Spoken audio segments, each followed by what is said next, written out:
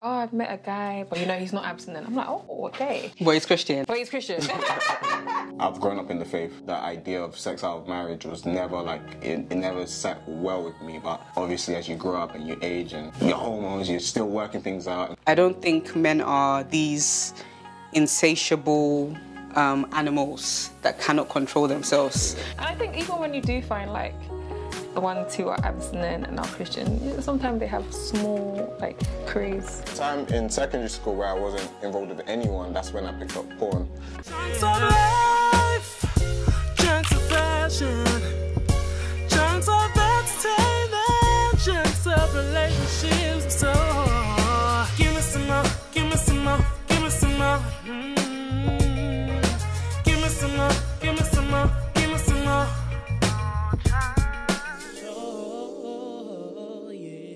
Hi guys, welcome to the Mo Chunk Show and welcome to another installment of Chit Chat with Mo, where we have controversial debates, honest conversation, incredible guest stories and so much more.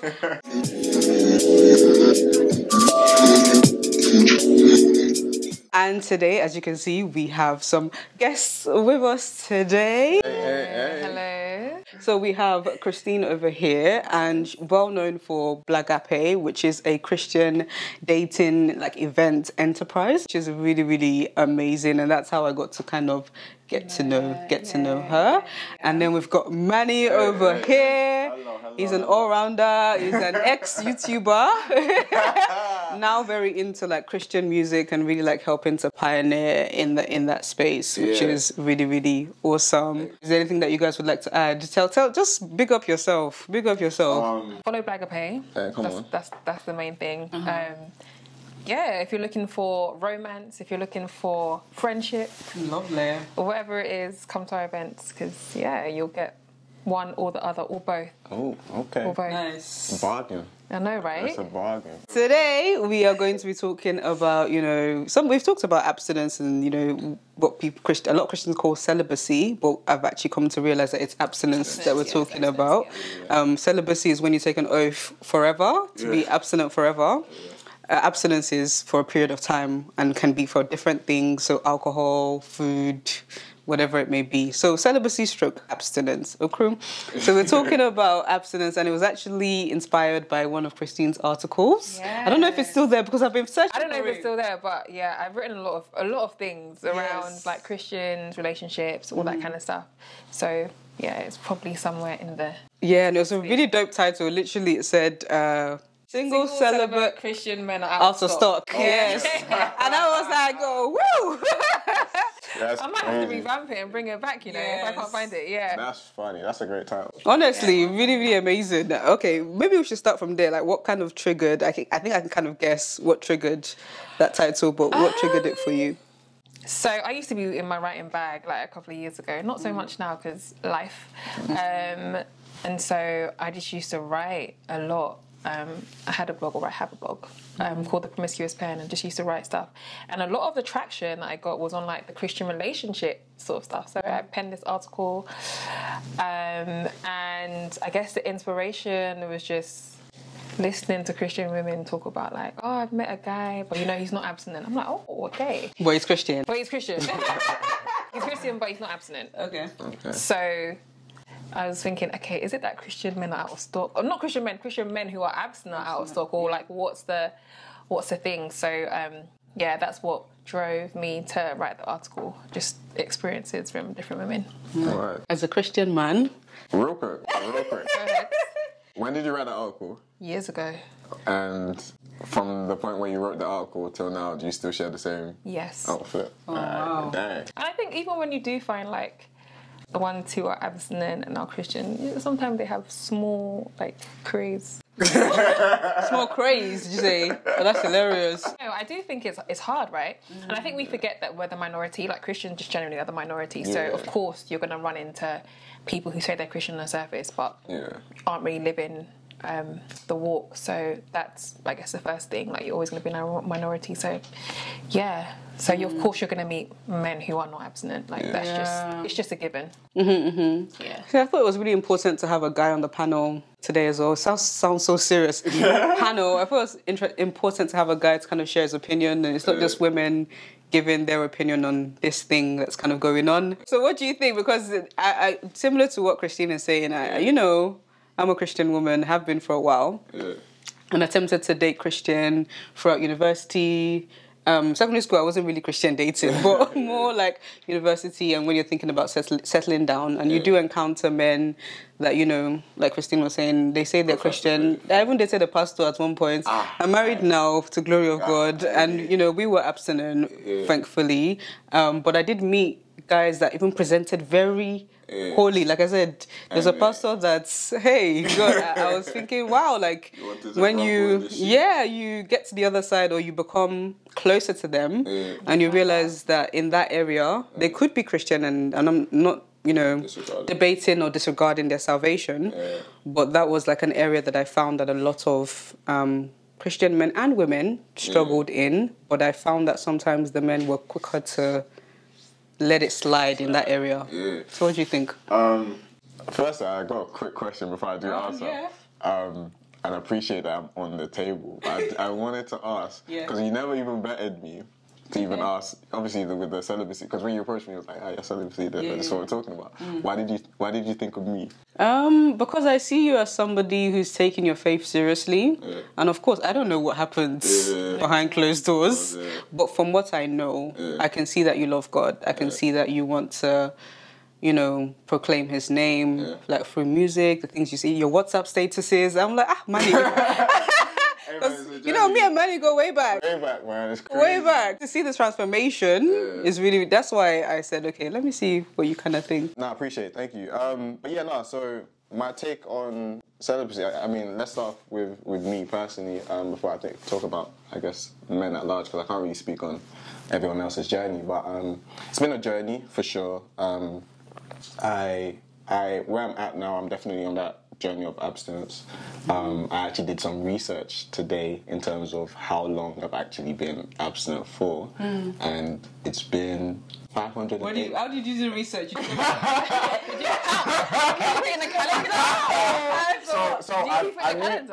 So the last time I was, I guess, sexual, and this is including even kissing. Oh wow! It's been about 2 years, and is it coming up? So it's 500. And I checked the date because I knew the date the last time it happened, because it was. So from that day it's 588 days so far. So I haven't even kissed anyone in that time frame. And is that intentional? Yeah, it's been intentional, and even the last time things I slipped up. From that point, that was just like. It was just like, nah, I'm not, like, I think for a long time I entertained, or I tolerated, like, because I've always had a conviction. I've grown up in the faith from as long as I've known. So even that idea of sex out of marriage was never, like, it never sat well with me. But obviously as you grow up and you age and, your hormones, you're still working things out and figuring things out. So, but I just knew that this wasn't right. But even when my last incident, it was just like that was the moment where I just decided that incidents. Christine's sorry, go on. It was just like this ain't it, and that was like probably the first time I really put my foot down. I was like, at this point I'm just gonna follow I think it's important to make a distinction between someone who is struggling with sexual desire, and so they enter into a relationship with honest intentions, and then they slip up. They might slip up a few times, but they really genuinely did enter into a relationship with honest intentions to obey God, to hopefully live out some sort of relationship with this girl that's pleasing to God, and they slip out. There's a difference between that and then you're going into the relationship like it's a must. It's a must. On day one, when I see her or when I see him, we must have sex. Like, there's a huge difference. So I'm not even speaking on the guy or the woman who, they have all good intentions. I'm speaking on the people who are like, nope. Forget everything else. Forget everything I know. I'm just gonna do what I like. And there's different like levels. I think salvation is one and all. So like there's no I'm better than you because I'm abstinent, or I'm not better than you because I wasn't able to wait, or I'm not waiting. Like salvation is one and all for everybody, but I think there's different levels of maturity and different levels of commitment, so to speak. I think people have their boundaries and their limits, and lots of people intentionally set them for themselves. So some people might say, you said you haven't kissed. Some people say, I'm okay with kissing. Yeah. Some people might say, okay, I'm okay with everything but the main thing. I was that kind of Christian for a long time. I don't hide that at all. Some people say like nothing at all. Do you know what I mean? Like we're not going to go there. Or some people say, do you know what? In my conviction with Christ, I think it's fine for me to throw that ass in a circle. So there's different levels of commitment, but I don't think that really, I always try to be careful with the topic of salvation, and I don't want to make it seem like we're saying this is the only way that you can be kind of saved, but I think it's all based on like commitment, and that kind of varies, I've seen within the Christian faith and from people to people. I don't know what you guys think of that. And also, speaking of like gender disparities, I think sometimes women are more committed in that area than men. And that could be for various reasons. Number one, I think, is biological. We don't need to get too spiritual with it. I think, I don't think men are these insatiable animals that cannot control themselves, because that's how it comes across sometimes. I don't know the science of it all, and this may be awkward for you, Manny, but I learned recently that men actually so beyond having sex, so how, and use some crude language here, how it's so apparently men so they have like we have a menstrual cycle, and that's kind of our sexual reproductive cycle. So we have our peaks, and we have like ovulation times when we're like, I need that, and times where you're like, don't touch me. With men, apparently they need to kind of release. Like there needs to be like a release, and that's what we call a wet dream. So I don't know how comfortable you're talking about this, but apparently even if you're not having sex as as an abstinent man, how do you maneuver that? Because it needs to come out somehow. Gym. My previous relationship, I remember because obviously you have to be transparent and open about these things if you want to actually like get this thing right. So I remember he was telling me that like, you would go to gym to hopefully like stop you from thinking about sex too much, but actually when you gym, you increase your testosterone level, so you actually end up being more horny than when you first started. So, so I guess for me, so it's interesting because again, it's a journey. Even getting to this point where I haven't gotten to the point where I'm not. So even like porn, I don't watch porn. I mean, it's 2023. I haven't watched porn once this year. It's something that a lot of Christians sorry to cut you. A lot of Christians struggle with. But and it was a struggle for me for years. So I probably started watching porn around. Let me actually take you on a brief journey on my sexual history. Okay. So I have to just to give. No, you don't have to. But just to give context. So, and I'll take you really early. So I started exploring my body, and I guess started exploring my body really early. In terms, probably from the age of like 6 to 10, and with and I think, and then from 10 to through my secondary school years, I was completely abstinent because of faith. And then coming out of secondary school and then going into like sixth form, there was like between the sixth form to uni period, there's a few things I exploring my body with again. And then in uni, then I was in a relationship for 3 years, and then I wasn't abstinent then.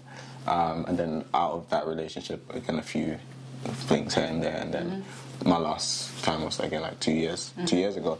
So that's just a bit of a scope. The time in secondary school where I wasn't involved with anyone, that's when I picked up porn. And from the age of probably like 13, 14 was when till about maybe 20, 21, I was really hooked on porn, and it was a journey to get off there. And now again, thank God, I don't, it's not a struggle anymore.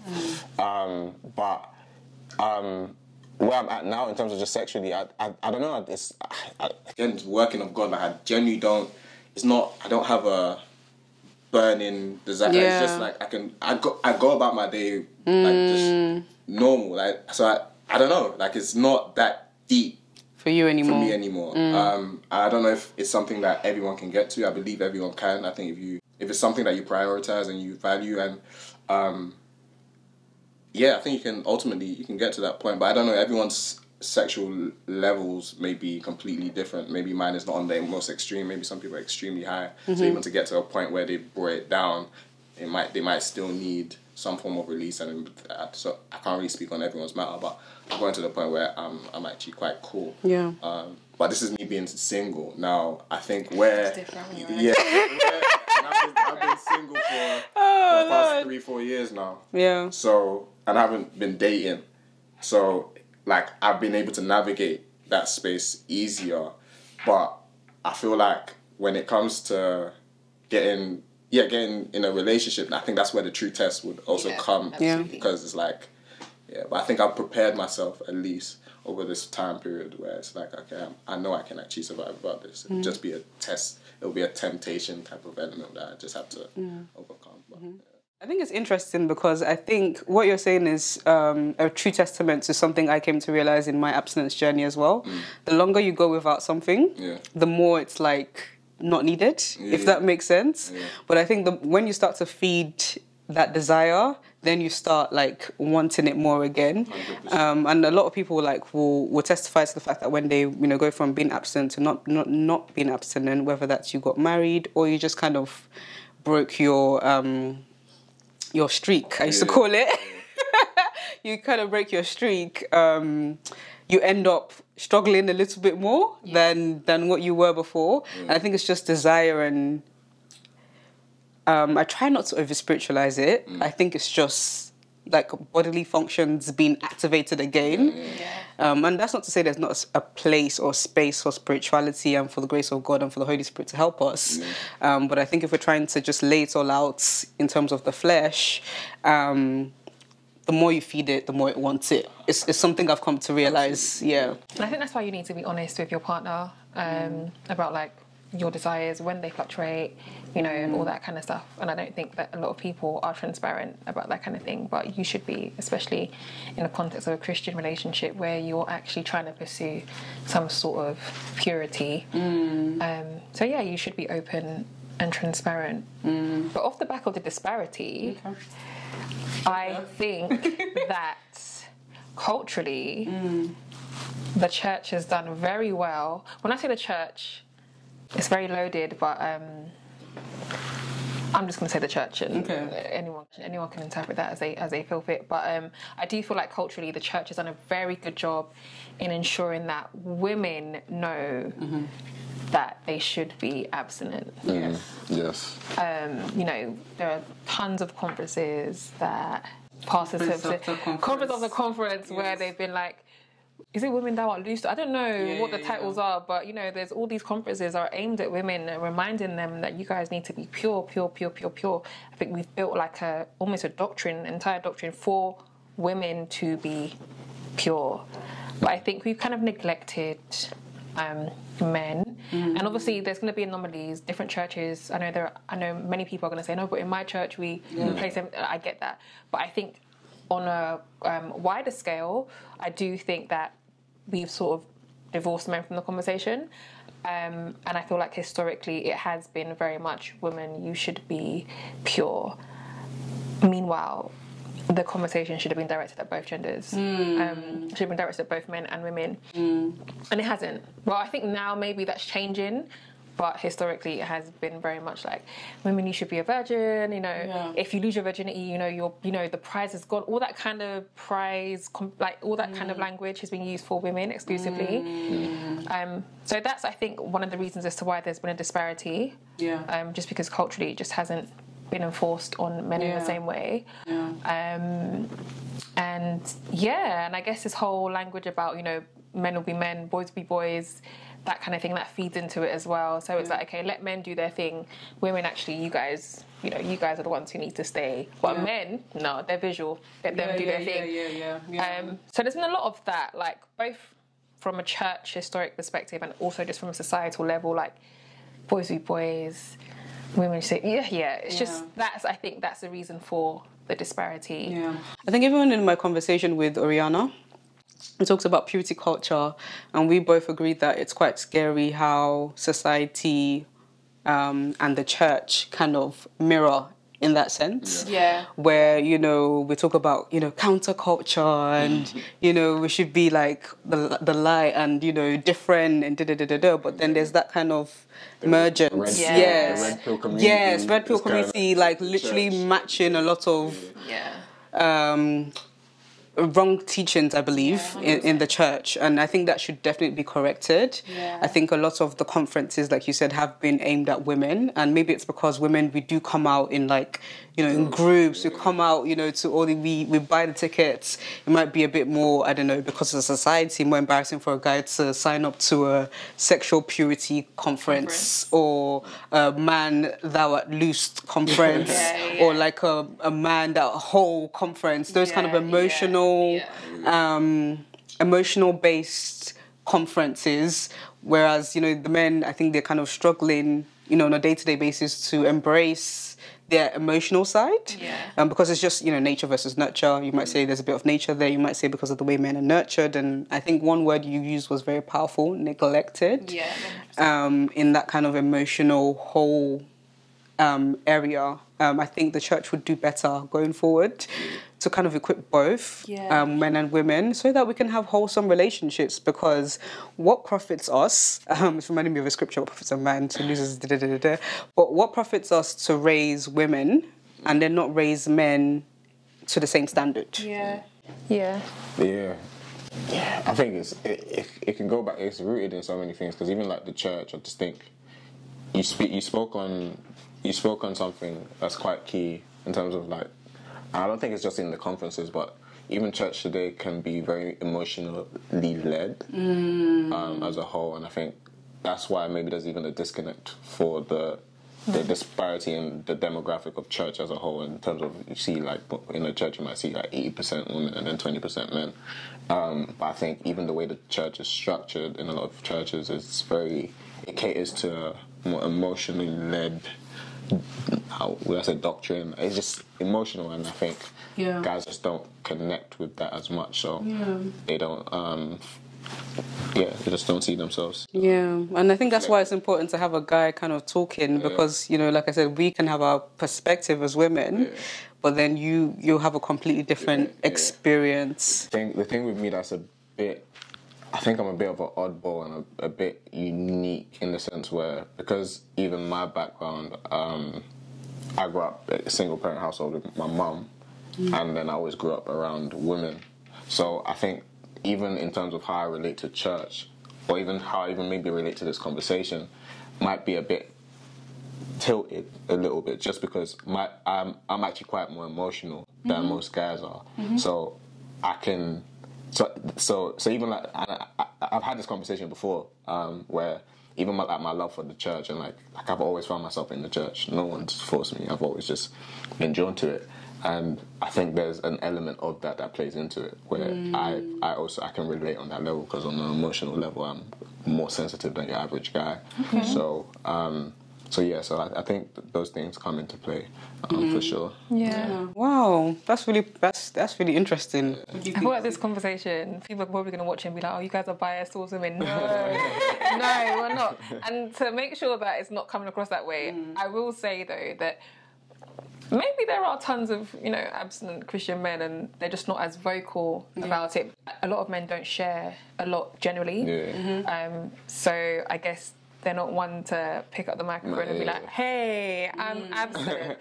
So, and women are. So it could also be that. Let's not feed into the, we're being biased, we're being biased. No, because it's true, you know, many men probably many men Yeah. probably are abstinent, and they're just not saying because they just don't want to. It's not something they feel they should shout about in the same way that women do. Yeah. I don't know if the value of abstinence is communicated to men, though. Because we do say, okay, be abstinent, and it's one of those ones where you can hear it and it's like, again, hitting the stick over the head and just telling them what to do without giving them the why and understanding. And for me, I think where again, going back to scripture where it says, Romans 12, where it says, renew your mind, so you can be a living sacrifice.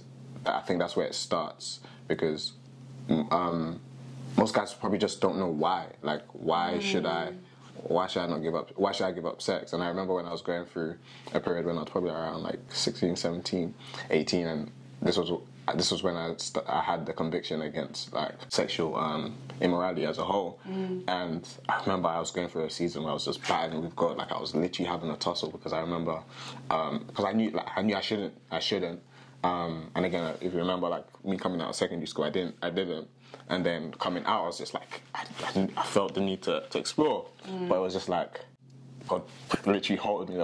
I remember there was an incident where I was about to message someone, and and it was so peak, it was so young, but I heeded to it. But then it was like a month and a bit of just a tussle, because I didn't know why, but I just knew I shouldn't.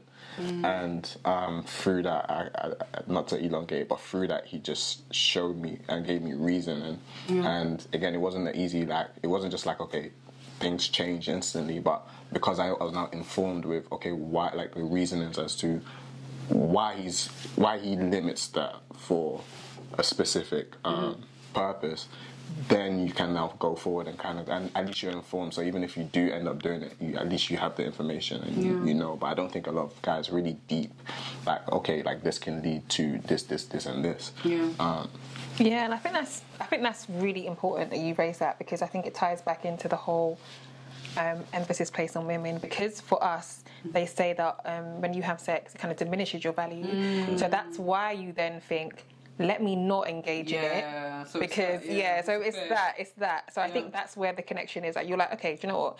If they keep telling me that it diminishes my value, let me not engage in it, and that's their why. Whereas with men, you know, no one's telling you that if you have sex, it diminishes your value. It's sad though, because that shouldn't be anyone's why. Like, it should literally be because, you know, God said so, and you know, you're yielding to that, and it's a choice that you're making.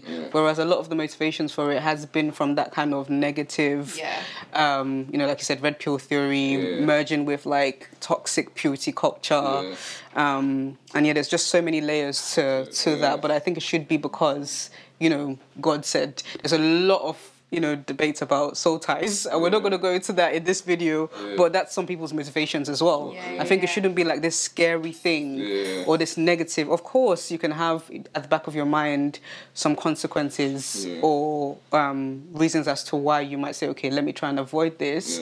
For example, like with, you know, eating healthy, I eat healthy because I know, you know, I feel more energetic. For example, I know that I have more muscle mass, that could just benefits of it. I know if I don't eat healthy, I'm going to feel sluggish. So it's good to know the consequences, but also I'm doing this because I love it. You know, the positive kind of side to it. So like, for just to put it practical, because even and for me, who's again, like you mentioned at the start, like faith is a really core value for me and my relationship with Christ. But even for one who may not even be there yet, where that's maybe a good enough motivation for them to go on that journey, where you're like, okay, because God said so. Most men are like hard-headed, so they're like, okay, yeah, God said so. But even that, I think people should dive deeper and go, okay, if the creator of the universe and the creator of mankind, he's the creator, and this is his manual, and he's giving you the instruction on how we work. Why do you think he said so? Why do you think he's? Because again, sex in itself is not a bad thing, right? It's a good thing. But why did he then put it in this confines? And then when you then critically think, you're like, okay, actually, you know what? Like if you're even watching this as a guy, and you probably sleep around. How many pregnancy scares have you had, right? Where it's like, like now it's real. Pregnancy scares. How many STI scares? You know what I'm saying? And it's like. I mean, it depends on what kind of sex you're having. Yeah, people are having safe sex. Yeah, like no, but some guys aren't. Like, so, you know what I'm saying? So let's say you aren't or whatever, and now a baby springs up. Now it's like this is something you weren't even prepared for, and it's like babies are a blessing, right? They should always be a blessing. But then in this circumstance where you had no preparation, it wasn't in your plans, you weren't even thinking about this. Now that baby's. Not to say, because again, the opposite of the blessing is a curse, and not to say a baby is a curse, but now that baby that's meant to be a blessing in the right environment has now become a curse to you, because, and now you might have to now you're debating on options on whether, do I want this baby, and now that leads into maybe abortion, and now so your actions have consequences, and it's like, for me personally, one of my reasons is even like, again, I grew up in a single parent household, and like if I say I want to break a generational cycle, for example, like I know that when I have kids, I want to have them in the right environment, right? So if I say that, but then I'm out here just sleeping around, then am I truly living up to that? Yeah, I guess, like doing your part. Like life is very nuanced, and I've come to realize that you can do all the right things and things can still happen to you. Of course. You know, you can lose your spouse. They can, I don't know, something bad might happen. You guys might split up and everything, but at least you're doing your best to create the kind of life and family you want. So that makes so much sense. And just to kind of round up, I wanted to kind of quickly touch on the fact that I believe women also have desire. I think sometimes in the church when we speak about sex and, you know, gender disparities and how we're taught about sex, we kind of focus so much on the men. Like even the title of the article was Single Celibate, Christian Men Are Out of Stock. But actually there's women out here as well that, you know, are also, you know, having the desire to wait, but their body's saying no. Do you know what I mean? So I think that's also important to point out. Yeah, absolutely. I don't know if you wanted to kind of touch on. Yeah, so I actually wrote an article called Holy and Horny, and that is actually for women. So Google it because it's an amazing article. And that article is actually for women who are kind of going through that whole, okay, I'm abstinent, I'm trying to be abstinent, but I'm still feeling sexual desire.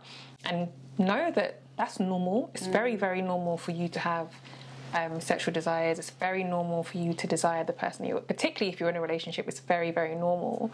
And I would hate for you to listen to this conversation and think that, oh, I'm weird for having these, like, because it's absolutely normal. It's your biology. So that's one thing. Number two, read the article because there are loads of tips. And also just like speak to people, you know, speak to women in your circle, particularly Christian women in your circle who are going through the same thing. Because it's not easy. It's not an easy journey. If anyone told you it's easy, they're lying. It's not an easy journey at all because your flesh is very willing, like incredibly. Any small opportunity that you give your flesh, it's a wrap. So, speak to your community of friends who are believers. Read my article. Get in touch with Mo. Get in touch with me. Because women helping women, particularly when it comes to this subject, I'm quite passionate about it because I'm abstinent and I know that it hasn't been a journey. It has been a journey for me. So I would really hate for any woman to be suffering in silence. And there's sometimes that extra shame that comes with it because you feel like, you know, you're told that you're the holy one and men are the ones that struggle and you're like, oh, but you know, I'm feeling this kind of way. No, you're visual too. You're visual too. Like men are the only you're visual too. You're absolutely visual. And what's mad is that as you increase in age, like your sex drive is only gonna increase. That's crazy. So and like, you know, your sex drive also increases when you're on your period as well. Like there's certain peaks in your period where it increases. So there's a lot of things like, you know, working against you. So don't feel like, oh, I'm dirty or I'm sinful or anything like that now. Don't feel that way at all. Okay, so to round up, thank you guys so much for this conversation. Was there anything you guys wanted to add before I ask the question to the people? Be prepared for anything. You know, don't expect everybody to be on the same journey as you, and give people grace where they're not as well. So be gracious in everything. But yeah, man, just shine your eye, and if anything, go to the gym. Just on looking at things on a macro level, I'll just say, I think what has ultimately helped and aided me is just, and it's cliche, but just dive in with God. I think the any reason as to why you go on this abstinent journey, if especially as a Christian, if it isn't rooted in the fact that it's your desire, out of your desire to please God and to put God first in everything, then it will fail you each time. But if your desire is to please God, even if you fall, again, you have that grace. God is gracious enough to pick you back up to keep going. So it's like, just chase him. If you literally just focus on Christ as the motivator, then but yeah, like if that's your ultimate motivation, then you're perfect, in the perfect hands. So in conclusion, I do believe there are single abstinent men available. Are they a bit of a rare breed? Maybe, perhaps. Actually, I mean, what would the women do? You guys let us know in the comments. But anyway, guys, my question to you guys today, is it true that, you know, single, celibate stroke abstinent men are out of stock? What's been your experience as, if you're a Christian woman or you're an abstinent woman, because you don't have to be Christian to be abstinent. Yeah. If you're an abstinent woman trying to date abstinent men, what's your experience been so far?